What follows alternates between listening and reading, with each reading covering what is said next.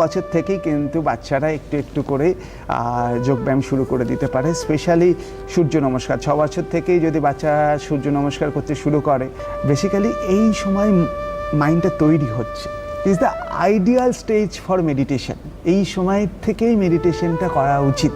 বাচ্চারা যতটা ভালো মাইন্ডকে অ্যাডাপ্ট করতে পারবে, বড়রা পারবে না। এই মনটাকে যদি শান্ত না করতে পারি, তাহলেই একমাত্র উপায় হচ্ছে এটাকে অ্যাডাপ্ট করা। সেই জন্য আমাদের অ্যাপ্রোচ টুয়ার্ডস লাইফ চেঞ্জ করতে হবে। মেডিটেশনের বাইরে আমাদের বাঁচার উপায় নেই। চোখ বন্ধ আমাদের করা শিখতে হবে। আজকের দিনে ঘুম না আসা মহামারী, কারণ আমরা দিনের বেলা চোখ বন্ধ করি না। তার ফলে কি হচ্ছে, আমরা বিটাতে রয়েছি, মানে যতক্ষণ আমরা alert, continuous beta beta beta beta beta wave brain radiate করছে। আর চোখ বন্ধ করলে কি হয়, ইনস্ট্যান্টলি আলফা ওয়েভ রেডিয়েট করে, যেটা আমাদের রিল্যাক্স করবে। রাত্রির বেলা শোয়ার আগে 5 মিনিট চোখ বন্ধ করে বসুন, ক্যালেন্ডারে দাগ দিয়ে রাখুন 60 দিন করবেন।